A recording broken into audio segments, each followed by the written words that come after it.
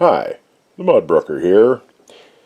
This is the third and final video in my series on cast iron, and today I'm going to be covering cleaning and seasoning cast iron pans.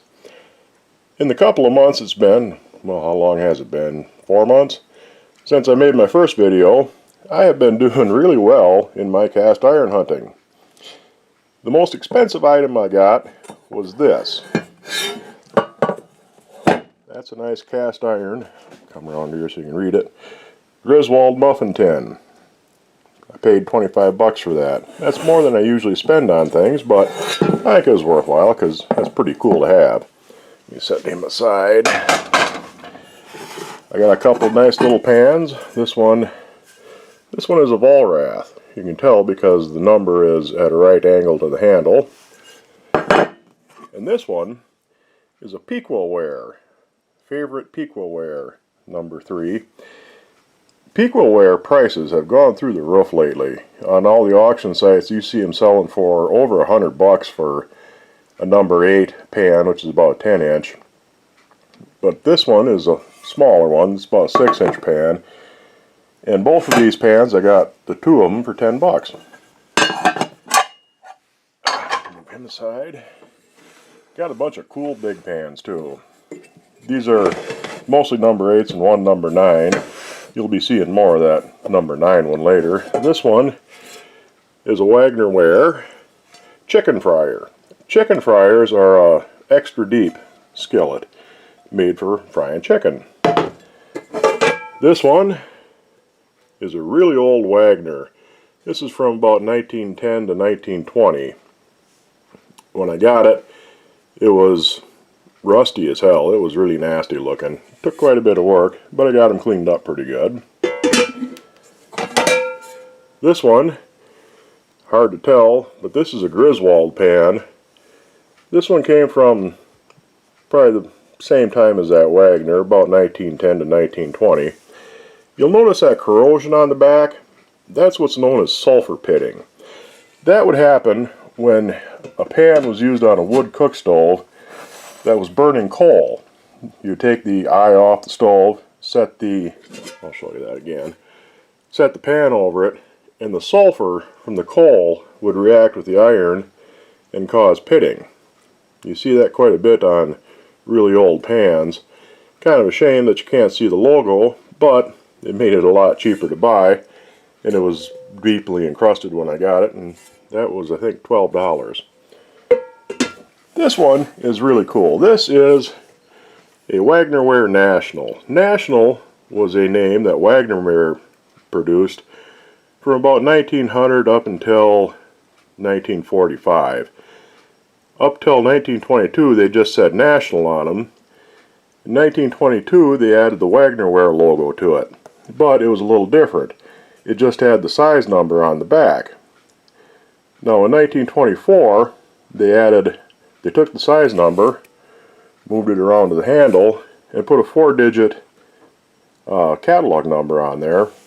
But I can tell that this pan comes from 1924-1925 because, and I'm not sure, I'll try and zoom in a little bit if you can really see it. Below the catalog number, you can just see the outline of a number 9. And the number 9, get them in the screen there, the number 9 on the handle you can see looks kind of rough and hand cut. That's because when they changed over, they took one of the old patterns, gotta zoom back out, they took one of the old patterns, ground the 9 off, put the number on, and moved the 9 around to the handle. The patterns would wear out fairly quickly because the mold for casting cast iron is made out of sand. They'd pack sand around the pattern, which was the form, looked like the pan that you wanted to make. They would make the mold, separate it, take the pattern out, put it back together, and pour the pan. The sand was abrasive, so it wore the patterns down fairly quickly. So it cost money to make patterns. Whenever they could, they would reuse them. So this is kind of a transitional fossil, which shows both the old and the new style of pan. Anyway, I'm going to season this one. These all need to be seasoned. I just oiled them to keep them from rusting. But this one's nice and bare, so I'm going to season this one for this video. And if we look over here, I have two dirty pans. I'm going to show you how I clean my cast iron. And from here on out, I'm going to vary quite a bit from what a lot of cast iron purists consider the correct procedures, so it may give some of you the vapors. Have a fainting couch and some smelling salts on hand, and once I get set up over by the sink, I'll be back.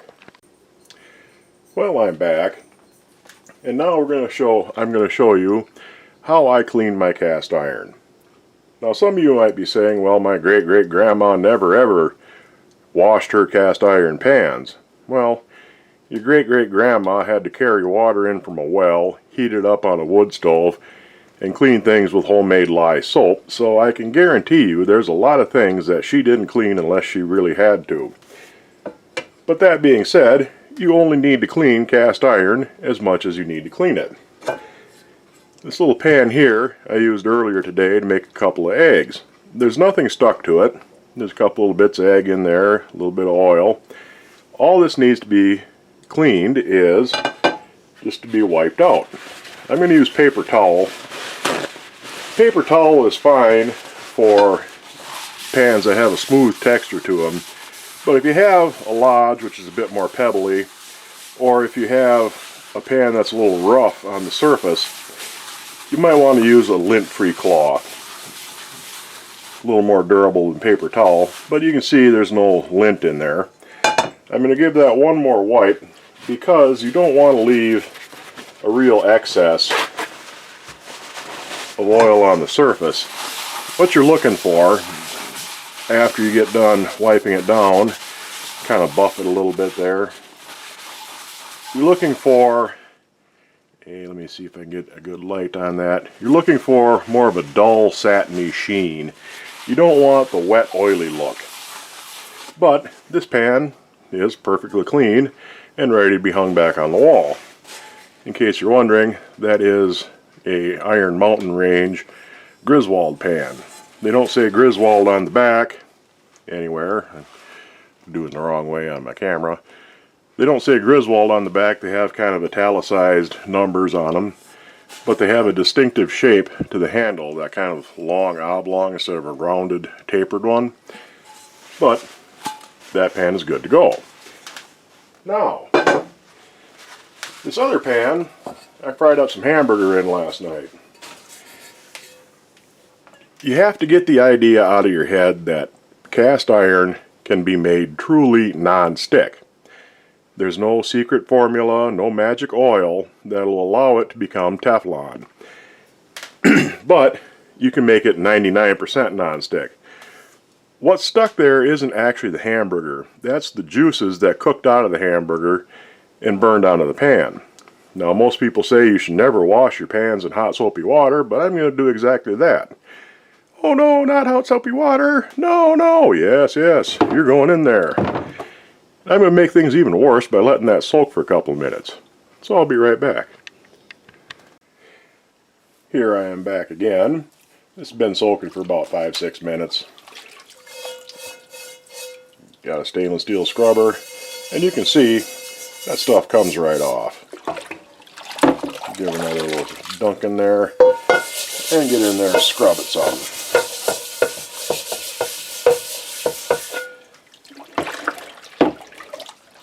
Now this pan is really clean. I don't know why I kind of bleached in the middle there, but I should be able to dry this and re-oil it again, but I'm going to make things even worse. I'm going to put a little dish soap in there and really scour it good.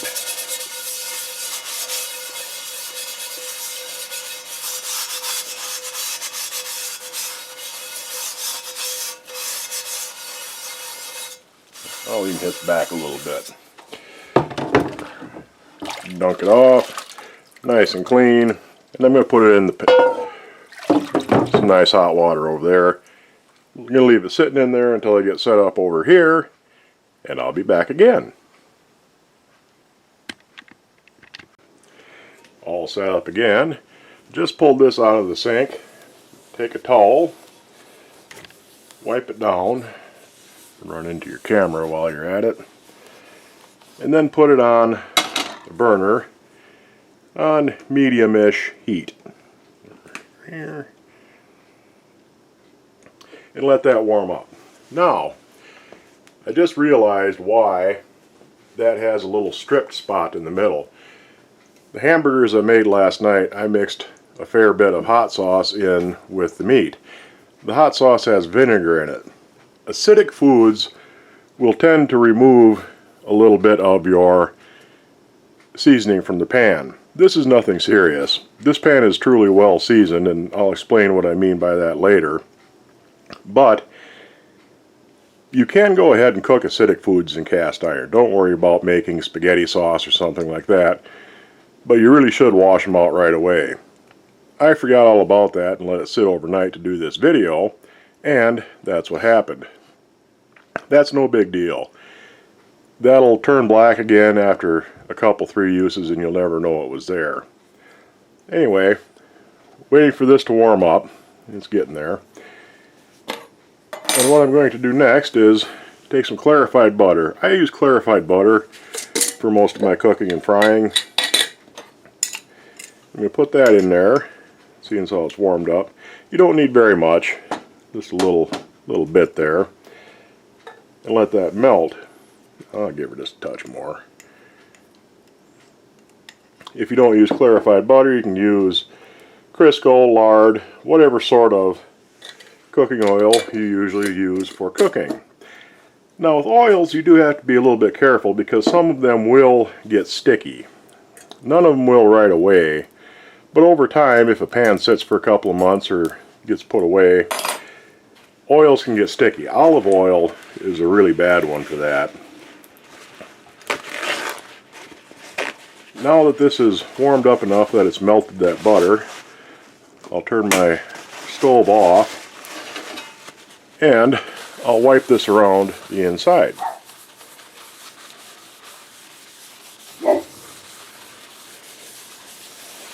And I'll get a little bit on the back. You don't need much on the back and the outside, but you do need a little bit. And I'll get a little touch on the handle. I'm going to put that back on the heat and let it warm up. Now I'm going to show you something that most YouTubers seem to take pains to avoid. I didn't get very much, but you see that little bit of black on there? Especially after you scrub a pan and you oil it down again, you might get actually quite a bit of blackness sometimes, but that is nothing to worry about. It's mostly, some of it's carbon that you've lifted off the surface of the pan, and some of it is black iron oxide. Now you might be thinking, isn't iron oxide red rust? Well, yeah, but iron that oxidizes under heat is black. And when people talk about some of the health benefits of cast iron, they mention that you get dietary iron from it. The iron that you get from cast iron is the black iron oxide. Your body does not absorb red iron oxide. It absorbs black iron oxide.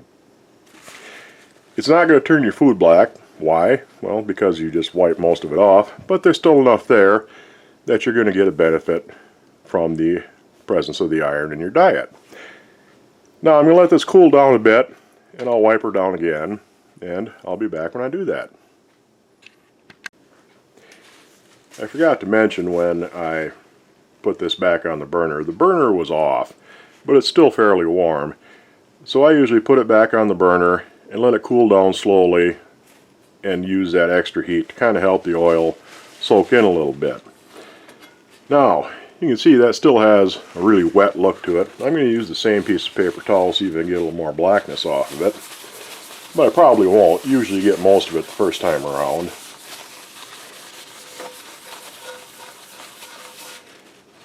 Yeah, see, you got a little bit more there. But I'm going to need a clean piece to get the last of the oil off of this. Like I said, with a smooth textured pan like this is a small logo Griswold pan. With a smooth textured pan like that, paper towel works just fine. You're not going to get any significant amount of lint on there. But on something that's a little rough, you might want to use a cloth. Now,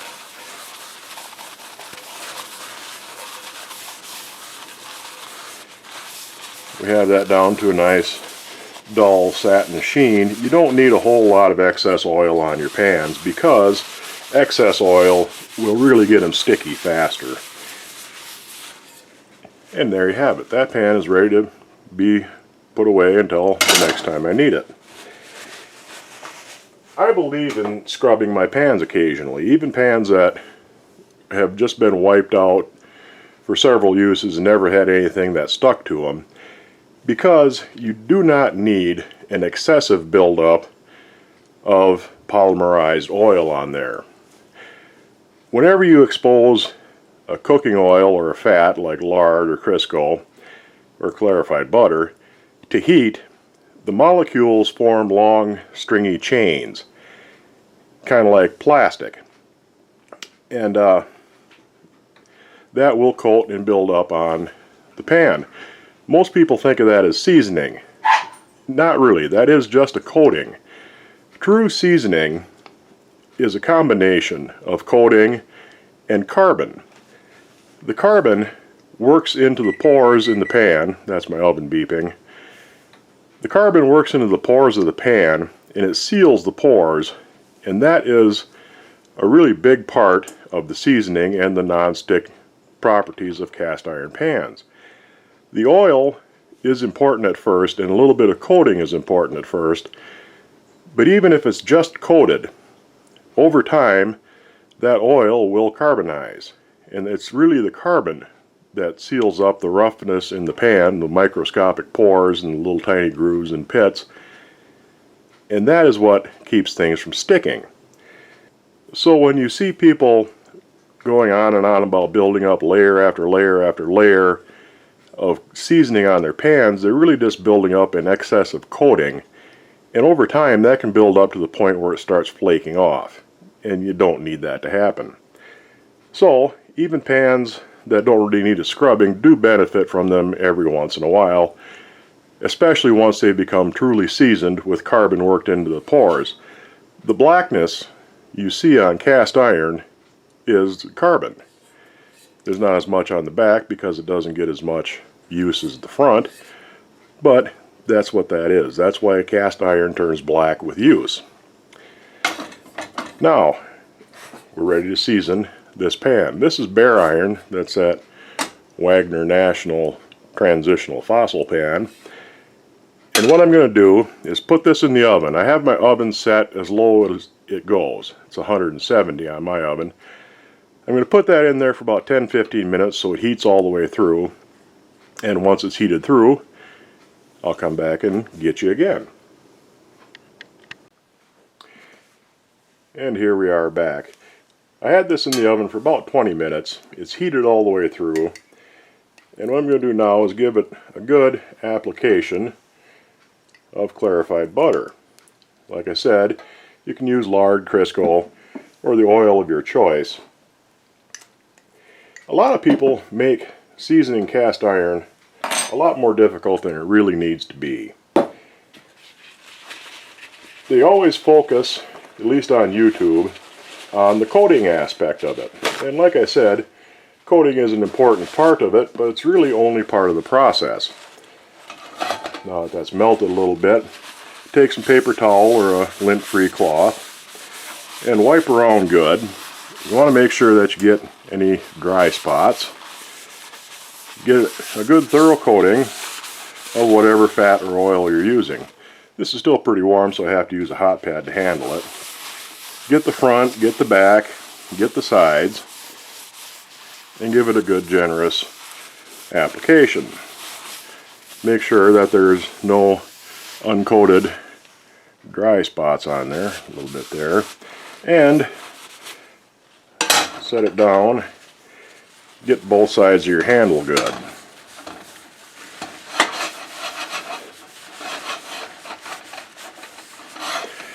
Now, I'm going to address flaxseed oil. It's become all the rage among the cast iron community. Flaxseed oil is nothing more, nothing less than a food grade linseed oil. Now you may have heard of linseed oil. It's been used as a base for paints and varnishes and a wood preservative for centuries. When you use flaxseed oil, you're supposed to strip your pan down to bare iron, then apply a very, very thin layer of it, put it in your oven as high as it'll, turn it up as high as it'll go, bake it for an hour, turn it off, let it cool down a bit, apply another coat, bake it on high for another hour, and repeat the process at least 12 times.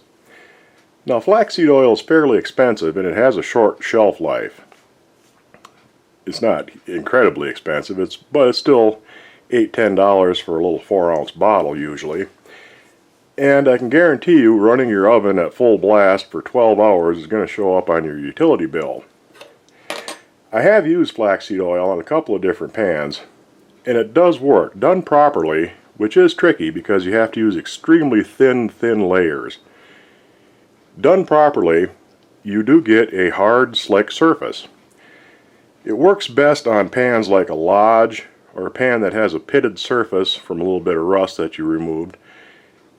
But on a really smooth pan like this, it just doesn't adhere very well. Eventually it will flake off, even on a lodge pan, because at some point you'll either simply wear through it or you'll scratch the coating, and it'll get moisture under there, and that moisture will turn to steam and it'll lift the coating off and it'll start to flake. And you're going to have to re-coat your pan probably every 6 to 12 months. A properly seasoned cast iron pan needs no more maintenance than what I did to that pan that I washed. Anyhow, like I said, it does work good to help fill in the roughness, and it adheres a lot better to a pan that has more of a textured surface like a lodge or something that's got some minor rust pitting in it. But what I'm going to do now, I've given this a good coat. I'm going to put this in the oven at 300 degrees. I season my pans at a lot lower temperature than most people do. And I only usually give them 1, at most 2 cycles in the oven. So I'm going to turn off the camera, turn up my oven to 300 degrees, and throw this in for about an hour. This has been in the oven at 300 degrees for just over an hour. And I forgot to mention when I put it in, you should put your pans in upside down. That'll keep any excess oil or fat from pooling in the bottom. Take it out. Let me set that down. And of course, I have my paper towels out of reach. Hang on. I put the camera back on the tripod because I need both hands for this. This is still very hot, so you gotta be careful. But go over, wipe it down again, and you should get a nice even coating all around your pan. You can see it's a little bit wavy looking there, but that'll pull any excess around to any dry spots. And wipe it down, and you can see you get a little bit of iron off of it too. But wipe it down until you have that nice satiny sheen, and I'll let this cool off for a while. I'll come back and I'll show you the final and most important step in my seasoning process.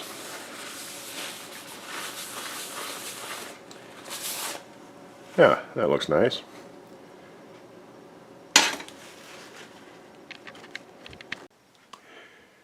Alright, I let this cool down. It's still a bit warm, but you can handle it. And I wiped it down one more time. And now we do the most important stage of the seasoning process. We start using it. So I'm going to turn my heat back on, get that heated back up. Most people say that the best thing you can cook for the first time in a newly seasoned pan is bacon. It's not a bad choice. A lot of oil, it's got some salt in it, it soaks in good as you're cooking, but I prefer, as you should probably figure out by now, I do things a bit different. I prefer potatoes. Why? Because as you cook them, potatoes will shed starch. You ever notice you get a white residue on your cutting board after you slice up a bunch of potatoes? That residue is starch. And what I want to do is get some of that starch worked into the pores so that it can begin to carbonize. And it will carbonize a bit as we cook this first batch. Let me see if we're heated up yet. Not quite. But anyway, while I'm doing this, I have some notes I wanted to go over from my last few videos. First I want to talk about thick pans versus thin pans. It's mostly a matter of personal preference, whether you like a thicker, heavier pan or a thinner, lighter one. You know, if you have bad wrists, arthritis in your hands or something like that, absolutely go with the thinnest, lightest vintage pans you can find. But as far as performance goes, you can use either pan for any purpose really. But a thicker, heavier pan works a bit better in the oven because it acts as a buffer when your burner kicks on to heat the oven up, and it holds the heat and releases it slowly into your food when the burner is off. A thinner, lighter pan tends to work better for browning things and for searing meat. They heat up faster and they'll recover faster when you put your cold food in there. Whoops, hit my tripod. But either way, either kind of pan will work for either purpose. And that is warmed up good. Put a generous amount of whatever sort of fat or oil that you normally use. You don't want to deep fry these, but you still want to have a fairly generous amount of oil in there. And I'm going to need a bit more because my stove sits nowhere near level, and it tends to pool up a little more on one side. But we'll get that melted. Let's see. That's almost enough. I'll give it a little bit more. The next thing I want to talk about was sources for finding cast iron pans. Like I mentioned before, your best bet for cheap vintage pans, like I said, I only paid I think $10 for this one, is secondhand shops like a Goodwill, St. Vincent de Paul. And I should also mention you'll probably get a little smoke the first time you use this off of the bottom because you still have a little bit of oil on there. I'll give that just a little bit more. And now I'll throw in my potatoes. I cut them lengthwise so they cover better.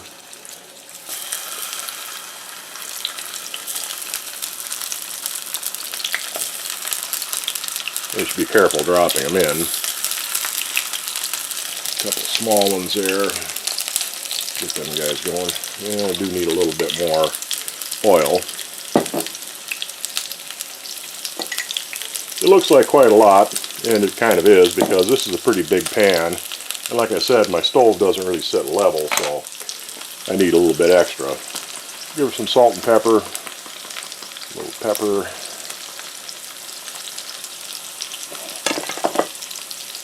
A little bit of salt, and we'll let those start frying up. Anyway, sources for pans. Secondhand shops. eBay can be a kind of good source. You tend to run into things where people really overprice them. You'll see a number 8 Griswold pan that's legitimately worth $70, $75, but they'll have it listed rare vintage Griswold pan, only $149.95. Well, when nobody buys it, they'll relist it, marked down only $119.95. So they tend to be a bit overpriced, but if you watch things and you get a little bit of practice at spotting good deals, you can still get some good deals on eBay. Antique stores are another source, but you're going to pay the price for that usually. Although most antique stores in this area are the antique mall type of stores,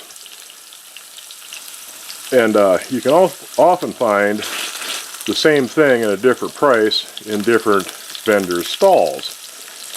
So, that one did stick a little bit. You can often find different things for different prices, but the biggest advantage is if you need to find something specific, there's a better chance they'll have it. And if you need like a lid for a pan or something, or a Dutch oven, you can take your Dutch oven with you and match it up and see if it actually fits right then and there before you buy it. Let's see what's next on my list. There's some good reference books out there. The Book of Griswold and Wagner, there's 2 volumes. It's called the Book of Griswold and Wagner and the Book of Wagner and Griswold. But they cover a lot of other manufacturers. They're really great for identifying the different kinds, the different things that manufacturers have made. The prices are out of date on them. I think the newer edition is like 2016 and the first edition is 2005. But even though the prices aren't accurate, they do show the relative rarity of different sized pans. You'll find that even among the same logo, the same manufacturer, different sizes tend to be more common than others. Number 3, number 5, and number 8 are the most common sizes for a small, medium, and large pan. The other sizes are a bit less common, and some, like number 2s, they're real small. They're only about a 4-inch pan. They never made very many of them, and they never sold very many of them, so those are really scarce amongst pretty much every kind of pan you're going to come across. But like I said, it'll show you, the relative value, even if the price itself isn't really accurate. Okay, Buzzy Wax. There's a lot of different products on the market for seasoning cast iron pans. One of them is called Buzzy Wax. I've never actually used it, so I can't give you a review one way or the other, but I've heard a lot of good things about it, and maybe one of these days I'll actually get around to trying. But some of the other products that are available, you have to watch out for. There's different kind of pastes and different kinds. Buzzy Wax is beeswax, grapeseed oil, and one other oil which escapes me at the moment. It comes in a little hockey puck shaped thing, and you put it on your pan and season it in the oven. But there's pastes and other little puck type deals. You want to avoid anything that has paraffin wax in it, or any other petroleum product. If it doesn't say on the label what the ingredients are, don't buy it. Just because it says all natural, that's meaningless marketing ploy. Arsenic and asbestos are all natural products. Let's see here. Oh, warpage. Making a pan wobble. If you have a nice flat pan, you want to be kind of careful with it so that it doesn't... Did I salt that? I won't salt it. Anyway, if you have a nice flat pan, you want to be a little careful with it so you don't make it warp. I can turn that down some. Warpage never used to be a problem in the old days on a wood cook stove, because either you sat the pan flat on top of the stove and the entire bottom heated evenly, or you took an eye out that was the same size as the bottom, and the same thing, the whole bottom heated even.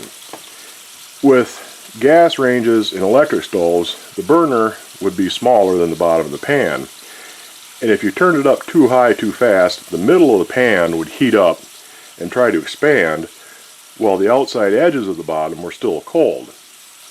The expansion had nowhere to go, and it would bowl the bottom downward, and you get a wobbly, spinny pan.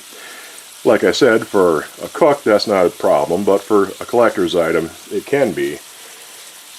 What you can do to avoid that, especially with larger pans that are a bit bigger than your burners, is you heat them up slowly.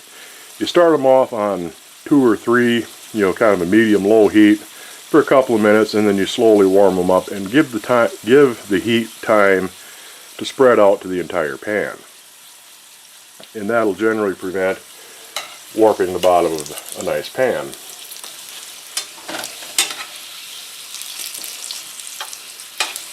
I don't know if I pointed this out. Kind of rub them around the bottom a little bit, and that'll help work that starch in.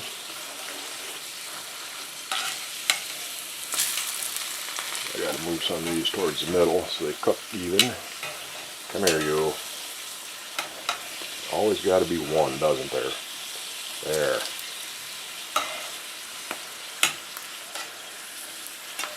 Whoops. I'll put him towards the middle too. Let's see, what else do I have? Oh, wire wheels. It's okay to use a wire brush on your pan. And by a wire brush, I mean something like this, a hand wire brush that you can scrub with. They work really good for scrubbing stuff off of your pans. Don't use a wire wheel on a grinder or a handheld grinder. What that tends to do is it'll burnish the surface of the pan. It'll take the stuff off, yeah, but if you have raised lettering or even indented lettering, it'll wear that down fairly quickly because cast iron is a lot softer than steel. You'll also, like I said, you'll burnish the surface of the pan, which means it basically smears the metal around. Turn that down a little bit more. It smears the metal around and it seals up the pores, and it makes it hard to season the pan.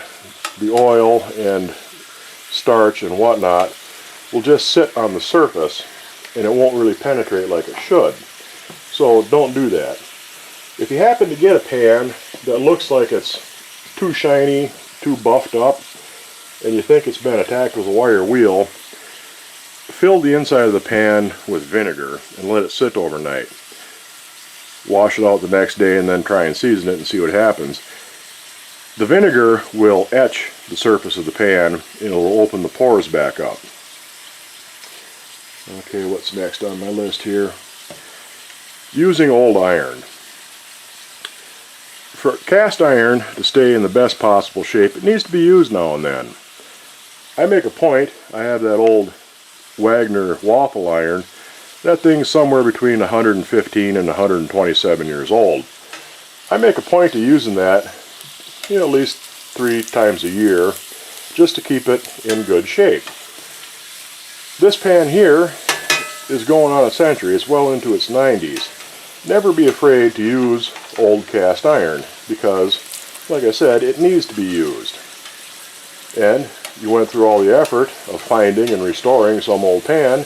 There's no sense in just hanging it on your wall and leaving it there. That guy's done.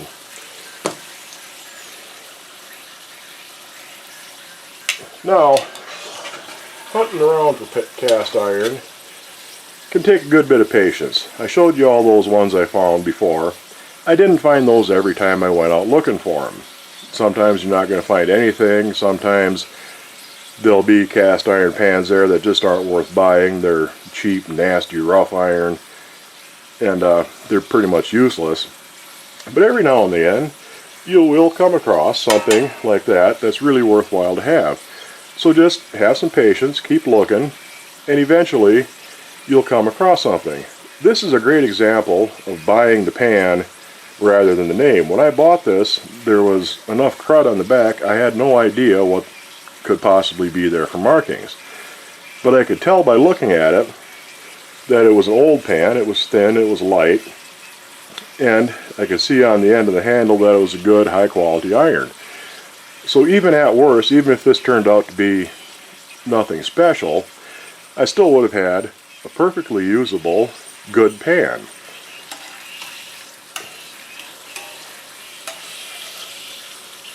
Let's see here, check my notes, think a little bit, see if there's anything else that I really wanted to talk about. Well, I think I about covered it. This is done. This pan here is well seasoned now. Not really well seasoned, that'll take a bit of time. The process I use doesn't give you a really black, dark finish. At least not at first. You'll get a dark gray to start with. Over time it'll turn to kind of a golden blackish brown. It's kind of a pretty color for a while. And this is smoking a little bit, but you can see that the bottom of the pan is already starting to blacken a bit. That's because it cooked some of that starch into there and it's starting to carbonize, and that's exactly what you want to have happen. There's no need to overcomplicate things and go through 25 bakings and applications of oil in order to season a cast iron pan. The first couple of times I use this, I'll probably fry potatoes in it, but after that it can be used just like any other pan. So there you have it, and hopefully this has been informative, and hopefully you'll go out and you'll find yourself a nice little treasure like this. And I thank you much for watching, and good night.